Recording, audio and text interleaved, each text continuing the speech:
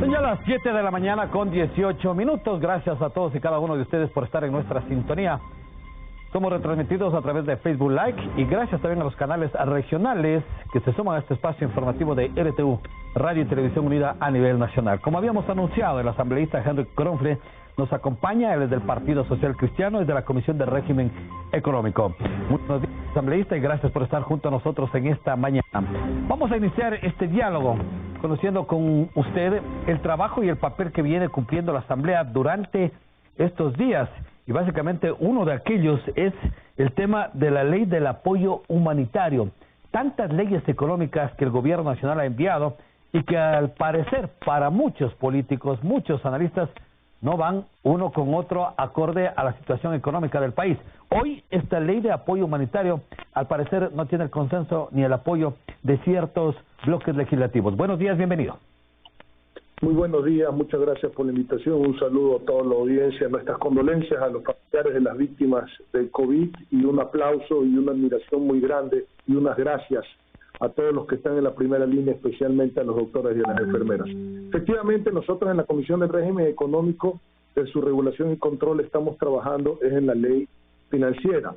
La ley humanitaria está en la Comisión de Desarrollo Económico, no del régimen económico, pero conozco muy bien la ley.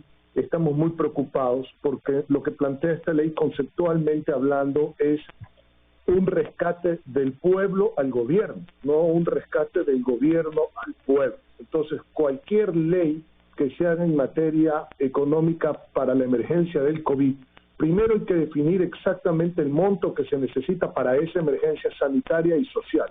Y segundo, entender dos cosas, el punto de vista económico y el punto de vista laboral que está atado al económico. Desde el punto de vista económico hay que entender que el país requiere dos cosas fundamentales, liquidez y cambios estructurales. Lo primero, la liquidez. Y la liquidez, ¿hacia dónde se tiene que ir? Y esa es la siguiente respuesta. Y tiene que ir a todos aquellos ecuatorianos que están en el desempleo y subempleo, a todos aquellos de la tercera edad, a todos aquellos que están jubilados, a todos aquellos que tienen discapacidades. Y para eso hay que ir con dinero, escúchese bien, dinero, líquido, constante y sonante, dinero, medicinas y alimentos. Ahí hay 5 millones de ecuatorianos, cuidado. Y por el otro lado, aquellos que tienen un trabajo formal, que son 9 de cada 10 ecuatorianos que tienen ese trabajo formal en el sector privado, no en el sector público. 9 de cada 10 dentro de lo formal está en el sector privado. Y en base a eso hay que llegar ahí para minimizar a través de las empresas, minimizar el desempleo, minimizar la caída de la producción y minimizar el recorte de la economía, porque acuérdese usted que la economía es lo que mantiene justamente la producción, el valor agregado, el ingreso, y entonces al momento en que haya un comprador y hay un vendedor, tiene que haber un medio que es el dinero para que sea esa transacción que se llama economía. Ahí es donde nos tenemos que enfocar. A los empleos formales, 9 de cada 10 están en el sector privado, y a la gente que está desempleada, que está subempleada, tercera edad, discapacitados, usted sabe, jubilados, ahí hay que llegar. Entonces, los objetivos de la ley en materia económica y de liquidez tienen que llegar ahí, no pueden llegar a una cuenta única del gobierno, ni al Banco Central, ni nada de esas cosas.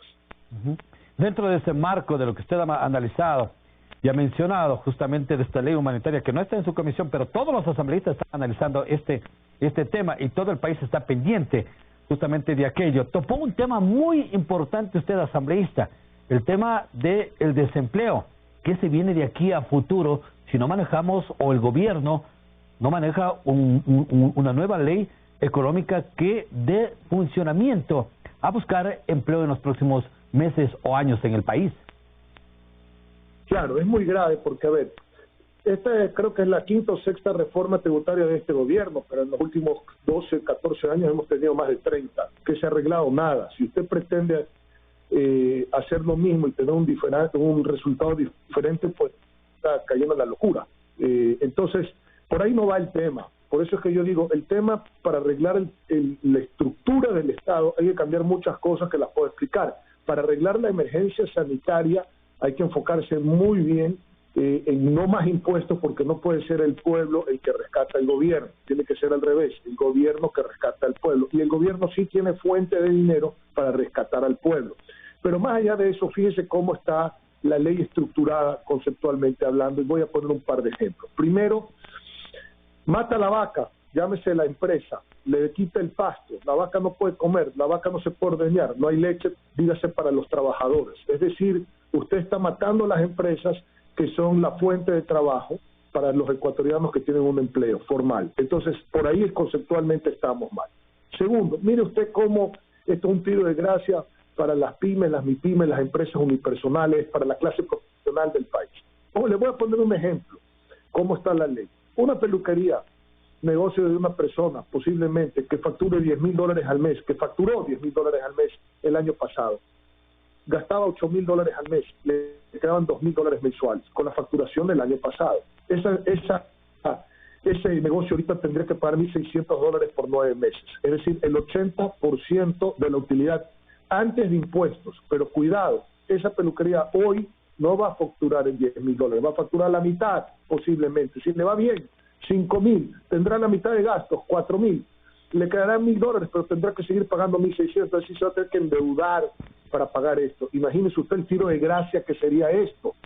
Lo mismo pasaría con tiendas de abarrote, con médicos que están haciendo uso de su profesión de manera independiente. Imagínese usted los dentistas, pobre gente ahí, ¿quién va a ir ahorita al dentista? Abogados, restaurantes. Es decir, esto para ese tipo de profesiones de la clase media y de ese tipo de negocios unipersonales, esto los mata. Aquí el concepto es, no puede ser, como leí en un chat el otro día, en un Twitter, no puede ser que si hay un terremoto, pagan los ciudadanos.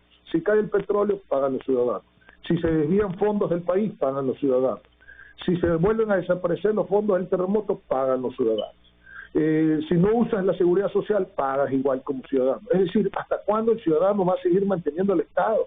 Eso no puede ser posible. En ningún país del mundo pasa esto. Cuando usted ve los paquetes de rescate globales, lo que se busca es justamente que no se pierdan los empleos. El Estado no puede hacerse, digamos, de la plata del ciudadano. El ciudadano necesita tener plata en su bolsillo para poder comprar, las empresas poder vender, producir, invertir, generar en empleo y hacer lo que se llama actividad económica. Entonces, muy preocupados por el mal enfoque que tiene esta ley.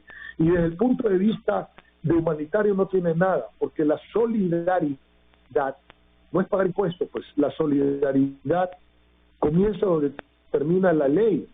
Es decir, la solidaridad no es cumplir con la ley, no es cumplir con la ley. Usted cumple con la ley, cumple con la ley. Cuando es solidario, usted hace caridad, que así lo definió San Juan Pablo II, el nuevo rostro de la caridad es la solidaridad. Y la solidaridad es como la responsabilidad social empresarial. Comienza donde termina la ley, no se impone por ley la solidaridad. La única fase que se podría hablar de solidaridad dentro de este proyecto de ley está en materia laboral. ¿En qué sentido?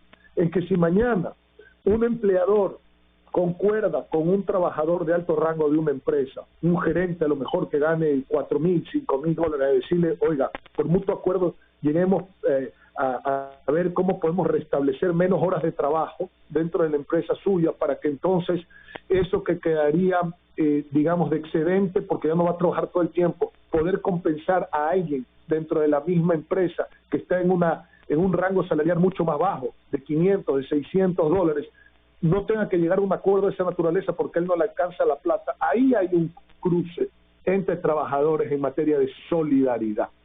Eso solo se puede pensar con mutuo acuerdo. Por eso le digo, ahí es donde puede actuar la solidaridad dentro de la ley. La parte humanitaria, llamémoslo así. Pero en el resto es una imposición de impuestos que es terrible justamente en este estado de iliquidez que tiene el país, y sobre todo no lo veo ni posible ni viable, le digo con absoluta franqueza, porque está todo el mundo en un modo de supervivencia para poder comer antes de pensar en poderle transferir dinero al Estado ecuatoriano.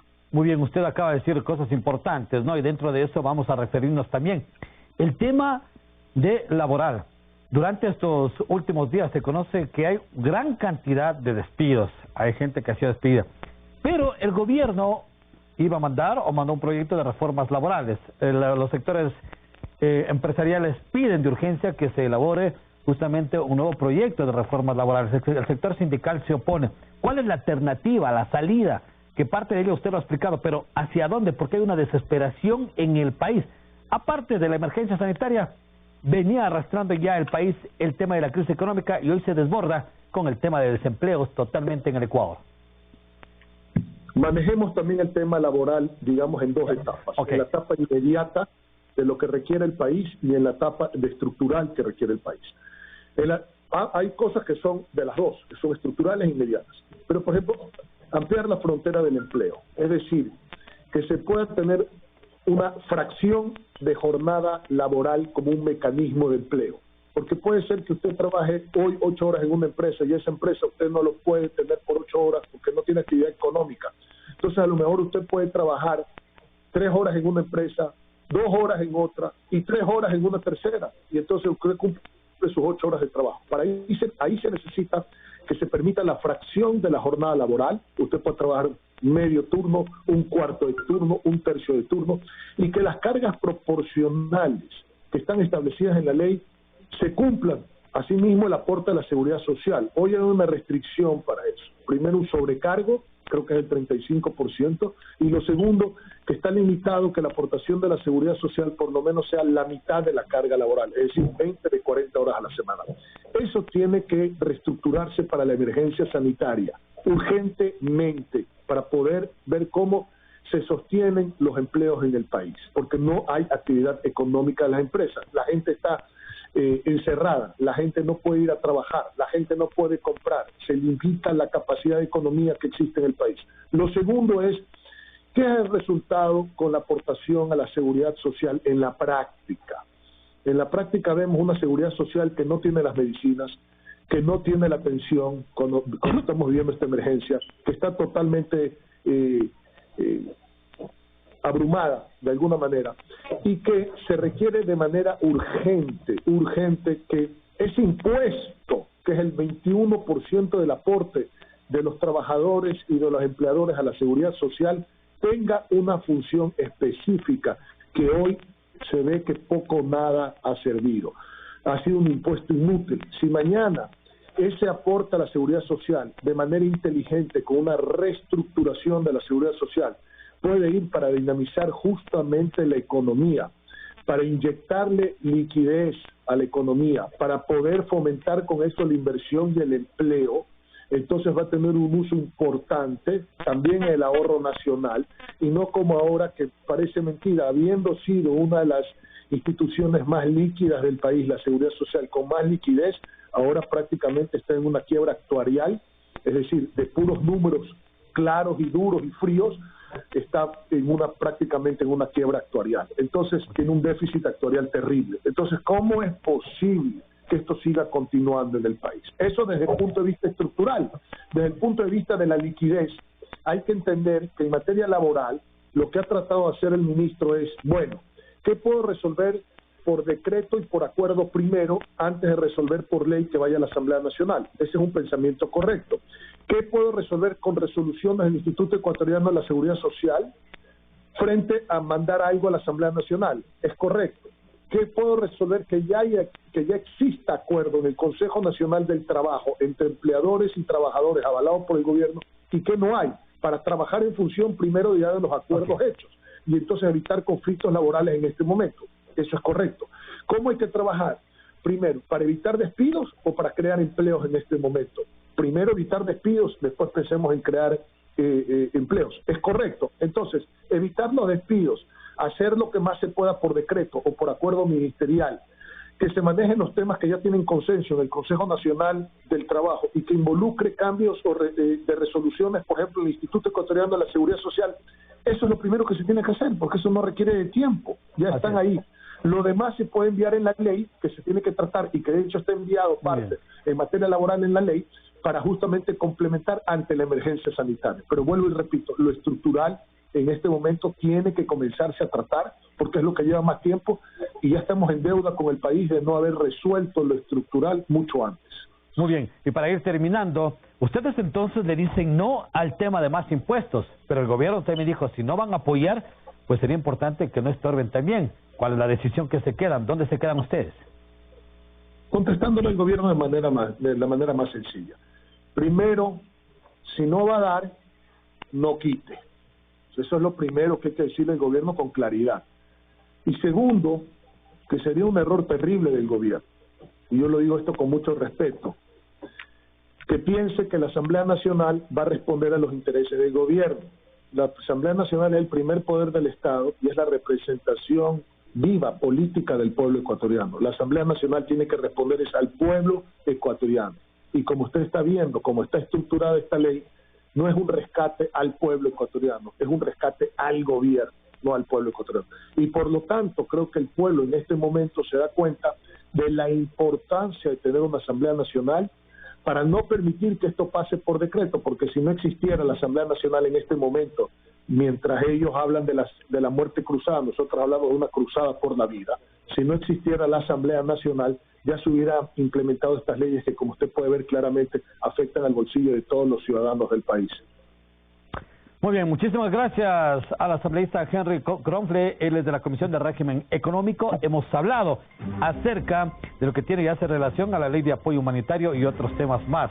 Gracias, asambleísta, por estar esta mañana junto a nosotros. Habrá otra oportunidad para seguir hablando de estos temas profundos hoy, cuando el país necesita orientación y sobre todo buscar alternativas y salidas hacia una nueva economía nacional.